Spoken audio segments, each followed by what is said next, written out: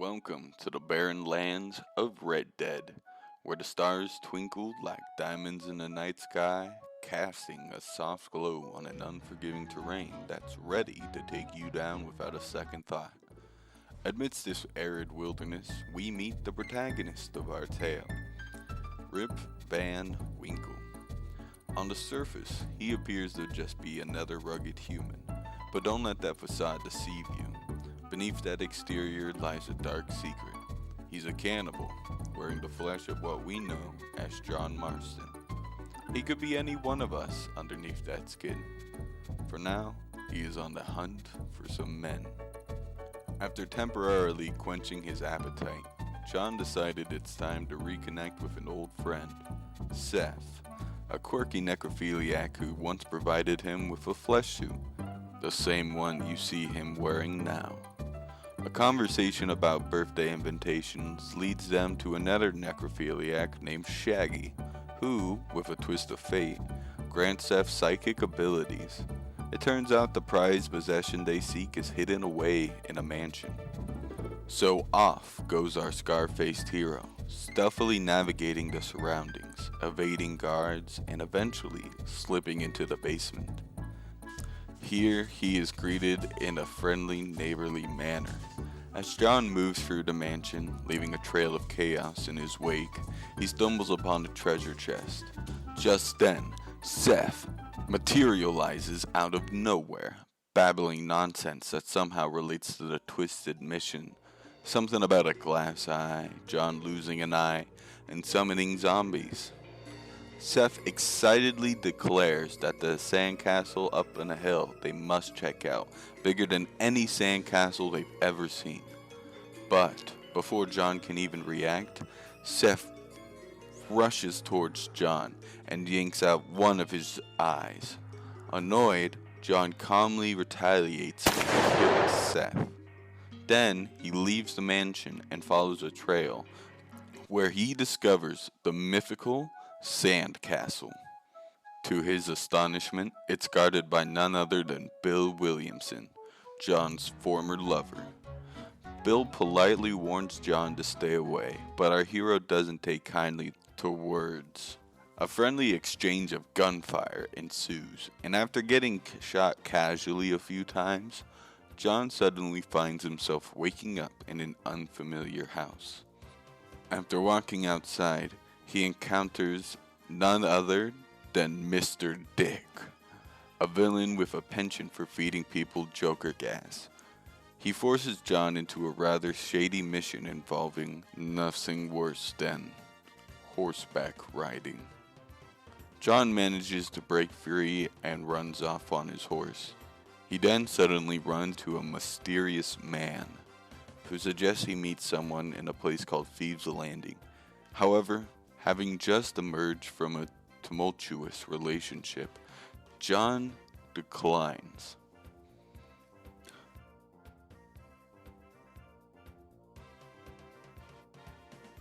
Despite his reservations, he decided to venture to Thieves' Landing. Traversing the vast landscape, he spots lights in the distance, only to realize they led him nowhere. Eventually, he finds a deserted shack where he settles in for some much-needed rest. Dreaming of skinning animals, eating babies, glass eye, mysterious man, Bill Williamson, babies. John wakes up to a friendly lady named Muriel, who shares the shack with her husband Eustace and their dog. She politely asks for help with her cattle and to find her missing husband. Feeling a sense of duty, John sets out to herd the cattle first, leading to a comical chase involving some average Diddy fans. After several nights of searching, he finally discovers that Eustace has merely gone flower picking for Muriel. But to John's horror, he realizes Eustace is actually a succubus, having drained Muriel's life force, turning her into an old lady from that classic SpongeBob chocolate chip episode. Panic-stricken and chocolateless, John escapes and finally makes it to Thieves' Landing. There he hears the familiar cries of an Irishman and runs into none other than Jack Septic Eye, who's busy playing Would You Rather with Markiplier and PewDiePie. Seeing an opportunity, John offers them a bullet in exchange for their help and encourages Jack to scamper off. With no money left after a round of gambling, John wanders in search of another job and stumbles upon Mr. Dick again, who's trying to pull off another scam. He offers assistance in selling baby oil in exchange for help infiltrating the sandcastle, and John, eager to own a sandcastle, agrees. After some customer complaints, Mr. Dick promises to meet him at the sandcastle with a few buddies. But lost and clueless, John encounters a man in bleeding pants, who laments stepping on a Lego. Calmly, John apprehends the assaulter and brings him to the victim, who, in a shocking twist, declares he'll feast on the man's flesh.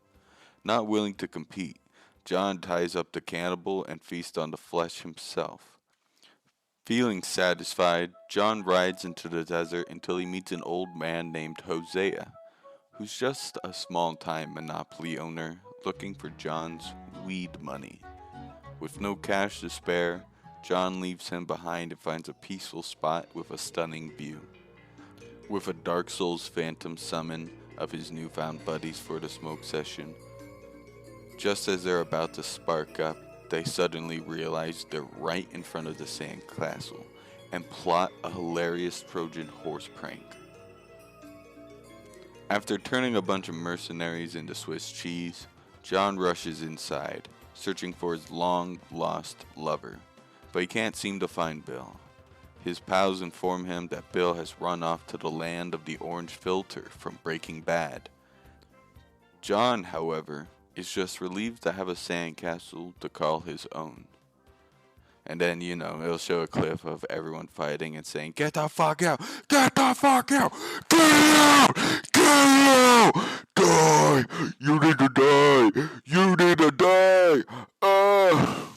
Vamonos! Vamonos! Get out! Get out! You need to die, mister! Go! Go! Die! Leave my sandcastle! Get the fuck out!" Alright, cool. We played that.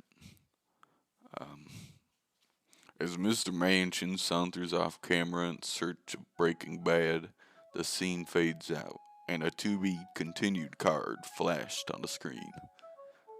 The end. And remember, folks, undefined adventure awaits in the wild of Breaking Bad.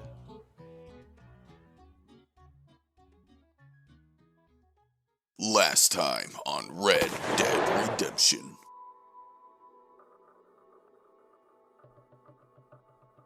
Another day, another plant to collect. After Scarface got kicked out of the sandcastle, he went out into hiding in the deep south, where he wants to do nothing more but collect some weed and kidnap new victims to eat. The land he came to has a unique orange filter with futuristic music playing. It is the new age, Breaking Bad. John decides he needs to go to a little town called Goodman to get his fixation on gambling settled. After being accused of cheating by none other than Jeff Bezos, and being asked politely to settle it in a duel, to which our skinwalker friend gladly agrees, a man that was also sitting at the table goes up to Jim Milton. The man's name is Saul, and he's quite infamous around these parts. People often summon him by saying his infamous catchphrase, "Better call not Saul," because Saul is a coward with a $5 fake beer to disguise himself.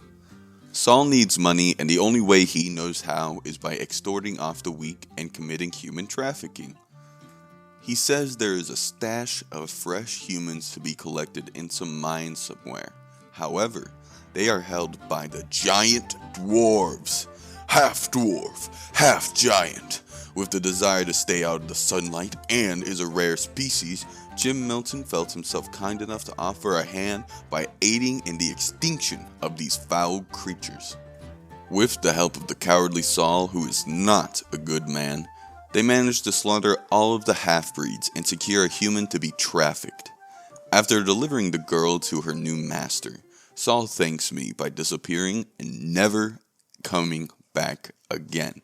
Seriously, he doesn't show up ever again after this. John, now lost, decides to wander where he stumbles upon a man who is quite mysterious.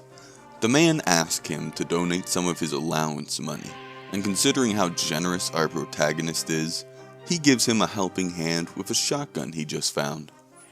No idea how the man survives his last encounter, he stumbles away once more until he breaks into another man's house.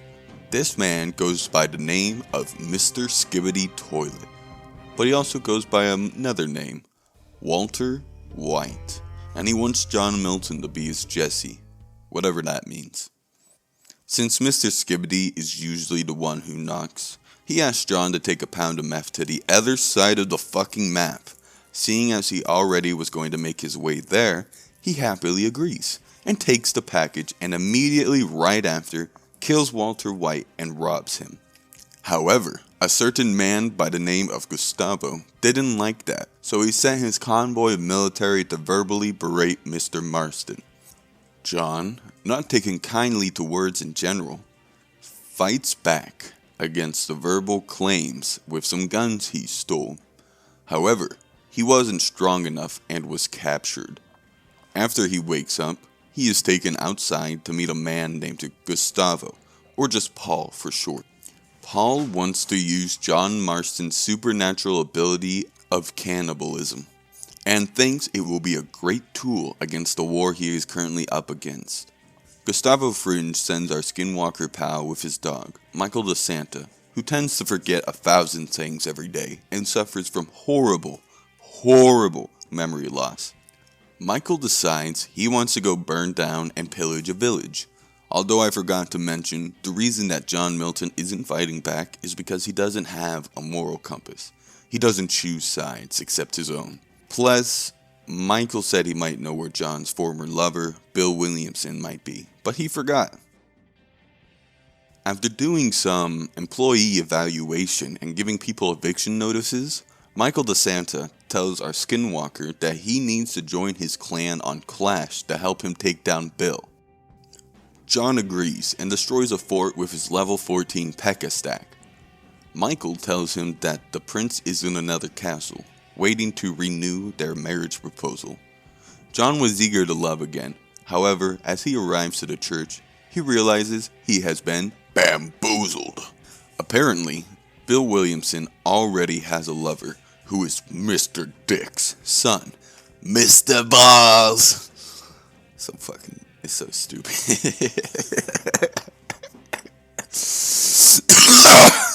Anyways, just as they were about to kill John physically, considering his heartbreak towards the revelation of news, Plot Armor appears and saves the day. Apparently, Plot Armor has been on the quest for his missing hat and needs John's supernatural abilities to help locate it. He also asks John to play a game of Battlefield on land. John agrees and they blow up a convoy and commit a few robberies. John is then told by Plot Armor that Bill Williamson's lover has taken over their own sandcastle. Understanding the grief of losing a sandcastle, John helps out once more. They want John to deliver a bunch of cakes. However, John switches out the explosively delicious cakes with actual explosives, driving the carriage into the sandcastle wall and blowing it up. Horses were not harmed during this stunt. And he rushes in, killing anyone who seemingly looks like Bill's lover, which is a lot of people, surprisingly. After taking care of a few creatures, Scarface gets hardcore deja vu and decides to break the cycle by actually going and looking around, where he stumbles across a man named Javier Escuela, Bill's current lover. Javier tries to appeal to John's needs and offering a shoulder to cry on by throwing barrels at him. John chases after Taquito, and after a tedious cat and mouse chase, John got bored and decided to just shoot Javier. He then grabs Javier's body and starts eating his flesh like any cannibal would. However, he starts gaining the memories of Javier and realizes that Bill Williamson is actually with Gustavo Fringe. He heads back to the town that started it all, Saul Goodman. There, he finds out there's currently a rap battle going on. You were always in the back and I was always in the front. Thinking the rap battle is low-key mid as fuck, he finds plot armor about to have a bukkake. John only wants plot armor for himself, so he challenges the bear in a competition of who can shoot the other first. John wins and frees Bukkake from his shackles. Plot armor then tells him that there are more people in jail cells, which is the perfect opportunity for John to get his energy back. As he arrives to the cells, he realizes he doesn't have the heart, quite literally. John decides he's gonna set them all free, only for all of them to be slaughtered immediately by a nearby convoy. John grows furious with this reaction and calmly tells the soldiers what they did was wrong. He then decides to go ahead and grief Gus's sandcastle with the classic explosive technique. He then infiltrates the compound and he realizes that Gus and Phil are trying to escape since Christmas is just a week away, and they were going to tell Santa Claus what kind of things John did. John, naturally, chases after them and decides to throw Molotovs at their armored chassis in the hopes that it would boil them alive. Did not. So he decides the next best thing was to throw the Molotovs at the horses. Again, horses were not injured during the shooting of this film. John manages to stop the sleigh. Gus throws Bill on the ground because he's a wannabe top. Plot armor appears and both him and John decide they need a break from relationships. Plot armor then reveals to John with his newfound Mexican power that John's eye is stashed away by none other than Santa Claus, up in the north. Plot armor asks if John wants to help him keep looking for his hat, but John declines, now currently on the hunt for his missing eye and is finally ready to get off the naughty list. The end. This truly was our Red Dead Redemption. Like and subscribe for a part 3, it would mean a lot, and Plot armor never really got his hat, he just he just dies the next day, so here's a memorial in honor of him. And let's throw in the other memorials too for like Walter White, Mysterious Man. Their asses got fucking chopped. Anyways, that was our reddest redemption yet. Stay tuned for our deadest one next week on Red Dead Redemption 1, 2, 3. I held up like 4 fingers doing that. To be continued. To be continued. Bye. Please like and subscribe.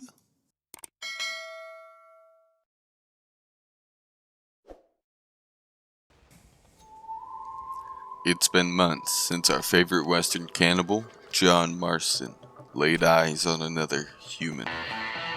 He's wandered into the frigid reaches of the north, obsessively hunting a place whispered of in drunken legends, the fabled North Pole. So devoted is he to this quest, he's nearly forgotten what it means to be sane. Once, I was crazy once. They put me in a room, a rubber room filled with rats. The rats whisper many things to Marston. After collecting endless pelts, picking far too many flowers, and killing an ungodly amount of people, he's became a Wild West, legend famous and feared. They set out west, riding into the Great Plains. There, John stumbles upon a duo of explosive enthusiasts. In exchange for directions to Blackwater, the town where the water is 10% lead and 70% H2O, John borrows some of their generously unguarded explosive stash. Turns out, years of drinking lead water gave the brothers a touch of the old mild retardation. They promptly blew themselves up trying to impress him. 2 hours later, John arrives in Blackwater, boots caked in mud and madness. He saves a store owner from a robbery and is recognized by the townfolk as a long-vanished government agent known as RJM. Thanks to his psychic cannibal instincts, John locates a hidden government outpost. He's sent to interrogate a suspected elf informant in classic cowboy Batman fashion. The trail leads to a mysterious campsite. John hears tales of Santa Claus feasting on bones. Turns out, it's just a weird old man with body parts strewn about, and an unusually warm hug. Just another Tuesday for John Marston. Wild West Wendigo. John returns to Blackwater, seeking out a local scholar known only as Professor Doctor, with a PhD in racism. The professor has done so many hallucinogens, he now only speaks in garbles. Thankfully, Marston, being mildly insane, can translate. He says he's afraid! Oh, broccoli! Nasta sighs. He knows the way to the North Pole. There's a back door. The trio embark on an epic journey across centuries and reach a towering mountain. As they begin their ascent, the professor utters one final garble and flees. Halfway up, they're ambushed. Nasta gets mildly inconvenienced and tells John to go on. John, channeling his inner assassin's creed, scales the cliff, assassinates a lookout, steals binoculars, and finally spots his target. Santa Claus. Oh, ho, ho. Santa shoots first. John wakes up groggy from a fat old doink to the skull. Nasta and the professor inform him Santa Claus wants to parlay. But surprise, it's an ambush by a rogue elf, angry at Nasta for betraying North Pole traditions. Nasta is mortally wounded, releasing elf toxins into the cabin. John, breathing in this psychotropic fury, enters double Deadeye mode, guns down the cabin crew in cinematic slow-mo, and escapes with the professor. Back in Blackwater, Santa Claus himself appears, launching a surprise attack. You've been a very naughty boy, John. What about the professor? He's like racist! Oh, I checked twice. He's nice. An onslaught starts. Elf blood filling the air as bodies collapse to the ground, riddled with holes from liquid death. Doctor, Professor, and the Skinwalker make their retreat and flee the town. The professor decides he must return home to prevent a vegetable waste invasion involving plants and walnuts. He promises John to return. At the train station, a tearful farewell. John, now with a broken heart and a loaded revolver, returns to Blackwater to report in with the government. I'm not a big fan of the government, 330. As John enters the town, an undercover elf tries to duel John on the streets. John wins, obviously. He finds his government handler and explains Santa Claus's violent streak. The handler reveals they've known all along. It's time to launch a full-scale invasion of the North Pole. Cue the final mission arc. Gatling guns, elf bloodshed, snowy battlegrounds. The death, yeah. John confronts Santa Claus in a battle of wits, bullets, and near immolation. Kill me, and you'll never get off the naughty list. Oh, ho, ho, ho. Where's my glass eye? Oh, ho, ho. I sent it to a real boy. You're